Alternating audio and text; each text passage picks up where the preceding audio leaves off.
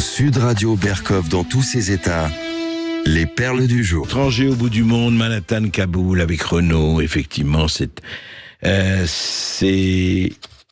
une parabole, cette chanson.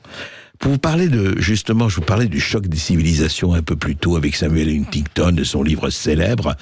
Eh bien, on a eu une illustration exemplaire lors de la visite de Jean-Luc Mélenchon au Sénégal, où il rencontrait le Premier ministre Ousmane Sonko. Et il y a eu cet échange.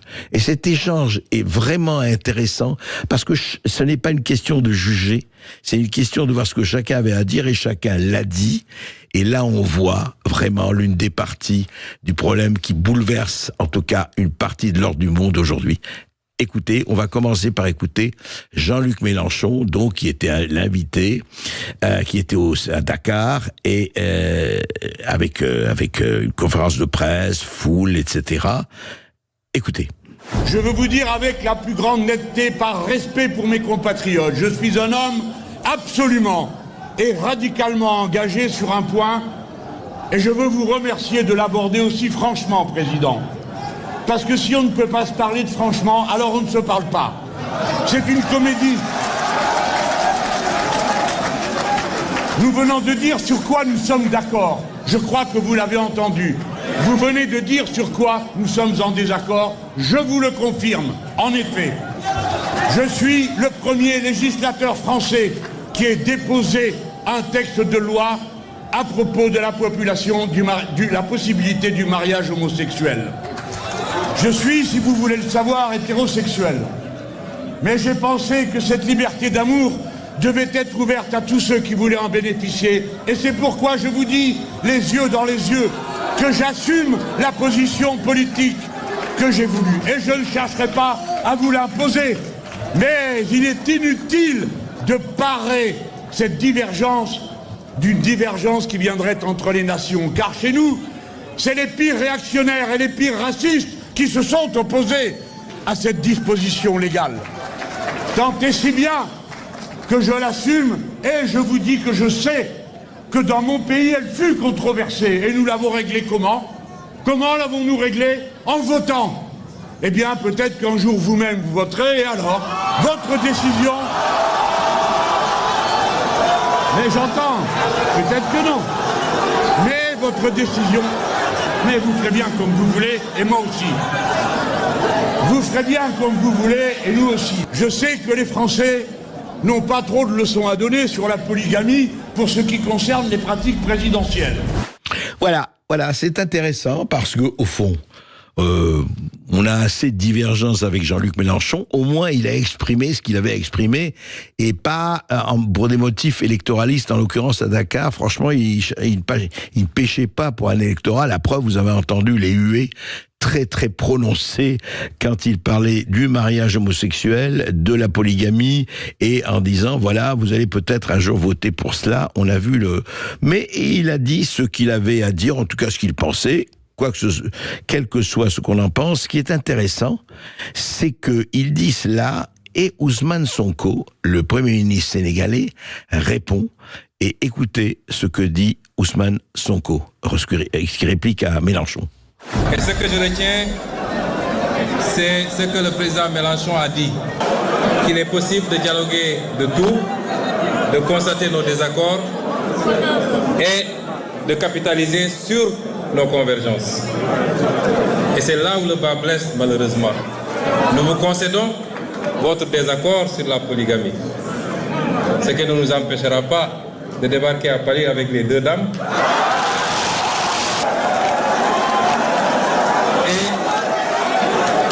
Et nous n'avons pas la prétention de nous prononcer ou d'interpeller sur votre liberté de légiférer, soit pour ou contre un phénomène. Mais là où le bas blesse, c'est que, dans le sens inverse, on veut nous refuser ce droit, nous, sur les aspects où on est en désaccord, de légiférer ou de ne pas légiférer. Et c'est ça l'intolérance, justement. Et c'est ça que nous n'acceptons plus. Je vous remercie. C'est très intéressant, ça va au-delà évidemment de cette joute ou de ces prises de parole entre Ousmane Sonko et Jean-Luc Mélenchon. En fait, et c'est pas facile, il n'y a pas à trancher là-dessus. En tout cas, je n'ai absolument pas la prétention de trancher ici. Ce n'est absolument pas mon rôle. Mais ce qui est intéressant, c'est qu'aujourd'hui, vous avez un des clivages qui se passe dans le monde par rapport à nos BRICS, par rapport au multipolaire, par rapport, vous voyez, l'Occident vient, en disant l'Occident en tout cas, représenté là par Mélenchon, alors que ici c'est peut-être pas la même position, et il dit voilà, moi j'appuie, même vous n'êtes pas d'accord, mais moi le mariage homosexuel, la polygamie, je suis d'accord avec le mariage homosexuel, j'ai légiféré là-dessus, la polygamie, nous sommes absolument contre, etc. Et Sonko lui dit, écoutez, vous pensez comme vous voulez, vous faites ce que vous voulez, mais nous, chez nous, on fait ce qu'on veut. Et on fait ce qu'on veut, on légifère comme on veut. Et c'est vraiment ça. C'est-à-dire que ce qui se passe en ce moment, et il faut le savoir, et il faut le dire, encore une fois, en dehors de toute préoccupation moralisante, c'est que vous avez une partie du monde qui refuse absolument que une certaine partie du monde, disons de l'hémisphère nord, pour faire très très très simpliste et simple, dit voilà ce qu'il faut faire, c'est ça les valeurs, c'est ça la morale, c'est ça, etc. Et on a envie de dire, mais oui, mais il y a des valeurs, évidemment qu'il y a des valeurs. Mais vous avez toute une partie des gens, pour des motifs culturels, civilisationnels, qui ne sont absolument pas d'accord. Et qu'est-ce qui se passe et pourquoi? Une des choses, je ne dis pas que c'est la seule, il y a des motifs économiques, des motifs géopolitiques énormes, mais un des facteurs qui joue, c'est que les Chinois, les Russes, quand ils viennent, ils ne parlent jamais de ça, ils disent, vous faites ce que vous voulez, nous, on va faire des affaires, où on va développer, où on va faire du commerce, où on va faire du trade, et vous, vos coutumes, etc., quelles qu'elles soient, ce n'est pas les nôtres, et nous allons, hors de question que vous imposiez nos coutumes, et hors de question qu'on vous impose les nôtres. Voilà, on est là pour ça. Et je crois que c'est une des raisons pour lesquelles la Russie, la Chine et beaucoup d'autres avancent comme ça en territoire africain pour ne parler que de lui. Et on voit très bien ce qui se passe depuis des années. Mais ce qui est intéressant quand même, c'est que ce sont les mêmes qui prennent des positions comme Mélenchon, tranchées et très bien au Dakar, qui prennent beaucoup moins de positions en France pour ceux qui appliqueraient la polygamie ou autre, même si ce n'est pas une polygamie assistée. C'est-à-dire qu'en France, un certain nombre de gens qui clament « attention, nous sommes contre ces pratiques », eh bien les laissent s'appliquer sur le territoire français sans protester de façon vraiment très sonore. Donc voilà, ça s'appelle le choc des civilisations. On n'est pas ici pour trancher, je l'ai dit, mais franchement, méditons là-dessus. C'est ce que ont fait hier Ousmane Sonko et Jean-Luc Mélenchon est totalement exemplaire de ce qui est en train de se passer dans une certaine partie du monde aujourd'hui. On va marquer une courte pause sur Sud Radio, on revient dans un instant, puis vous aurez la parole évidemment comme tous les jours au 0826 300 300, nous sommes en direct. Aujourd'hui, lundi de Pentecôte, on est bien là en chair et en os. À tout de suite sur Sud Radio. Sud Radio Berkov dans tous ses états, midi 14h. André Berkov. Ici Sud Radio. Les Français parlent au français. Je n'aime pas la blanquette de veau. Je n'aime pas la blanquette de veau. Sud Radio Berkov dans tous ses états. Selon France Info, ce sont la droite et l'extrême droite qui s'attaquent aux transitions de genre chez les mineurs. Ah bon? Si on est contre la transition de genre chez les mineurs, on est automatiquement de droite et d'extrême droite? On en parle. Sud Radio Berkov dans tous ses états. La page des sports pour les poumons, les faits divers que l'on mâchonne, le poker d'as pour l'émotion, le jeu de dames, avec la bonne, c'est l'homme. Le poil sérieux, l'âge de raison, le cœur mangé par la cervelle. Léo Ferré, bien sûr, l'immortel Léo Ferré, c'est l'homme. Alors, qu'est-ce qui se passe exactement? Le Sénat va se pencher sur une proposition des Républicains interdisant les traitements médicaux pour les mineurs transgenres. Fin mai. Voilà, il y a aussi une proposition du Rassemblement national, mais là, c'est une proposition des Républicains qui vise à interdire toute prise en charge médicale des mineurs trans, à l'exception d'un suivi psychiatrique, alors que la transidentité n'est plus considérée comme une maladie mentale depuis 2010. Voilà, donc il y a tout ce problème, toute la polémique dont nous en avons déjà parlé, nous en parlerons encore. Mais effectivement, IVG, transition, c'est mon corps, ma décision. IVG, c'est un autre problème, mais transition, effectivement, à partir de quand, à partir de quel âge, etc. Et France Info a écrit dans son journal, enfin dans le journal dans les textes que publie France Info. Voilà, alors ils disent oui, on dit voilà, un historien propose un texte sur la transidentité, c'est symbolique, ça permet à la RERN de faire parler d'eux et de marquer le terrain sur ce sujet. Voilà, il s'agit de dire voilà, c'est une panique morale, on crée un problème et on propose une solution pour y répondre. On essaye de nouer un problème en disant oui, si le RL ou le LR ou le RN essayent d'en parler, c'est parce qu'ils n'ont rien à dire et comme il y a une élection bientôt, dont les élections européennes, donc ils essayent d'exister par là. Quand même, le problème peut-être est un peu plus compliqué. Il faut arrêter de dire qu'il n'y a rien, là-dessus, etc. Non.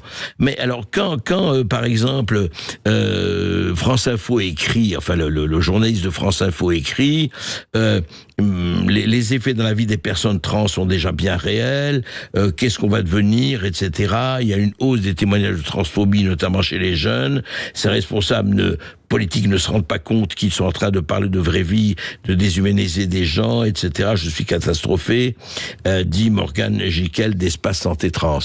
Mais est-ce que ça ne pose pas quelques problèmes ?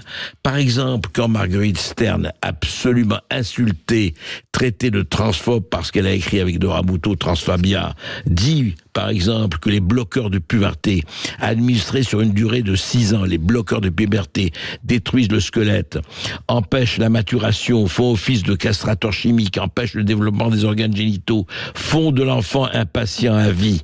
Est-ce qu'il n'y a pas lieu quand même de vérifier cela ? Est-ce qu'il n'y a pas lieu de savoir, sans dire, ça y est, si on dit cela, si on dit qu'un enfant ou qu'un mineur, vous savez très très très bien ce qui se passe à 8 ans, à 10 ans, à 12 ans, si par exemple des choses sont faites de façon irrémédiable, mais il n'y a aucun problème, chacun peut devenir homme ou femme s'il veut, mais à partir d'un certain âge. Vous savez, on dit la majorité d'âge 18 ans. Alors la majorité 18 ans, pourquoi ? À partir de quand ? Si un enfant de 6 ans peut choisir, ou un enfant de 7 ans, 8 ans, avec l'assentiment d'un des parents, peut choisir de changer de sexe, alors ça veut dire quoi ? Ça veut dire, mais alors à ce moment-là, il peut aussi faire l'amour. Quand on attaque la pédocriminalité, alors on leur dit quoi ? Ah oui, mais un enfant de 8 ans, 6 ans, 8 ans, 7 ans, 8 ans a le droit de changer de sexe ? Mais ça veut dire quoi, ça ? Ça veut dire que on n'attend pas que ce soit un adulte à 18 ans pour qu'il fasse son choix à ce moment-là, d'accord. Mais avant, avec des choses qui peuvent être irrémédiables, avec des choses auxquelles on ne peut pas changer, avec vraiment des problèmes qui sont là, qui sont posés. Et il y a déjà énormément de témoignages. Alors, il faut arrêter de mélanger. Ce n'est pas, et moi je connais beaucoup de gens de gauche qui sont absolument contre les bloqueurs de puberté, contre ce changement de sexe, ou en tout cas de tentative de changement de sexe, parce que là aussi, il faudrait dire qu'est-ce que ça veut dire. Parce que quand on dit aujourd'hui un homme est un homme et une femme est une femme, vous êtes évidemment à la droite d'Adolf Hitler. C'est quand même, il faut quand même se poser un certain nombre de questions. Je veux dire, je ne rentrerai pas. Oui, un homme peut tomber enceinte. Je ne tomberai pas.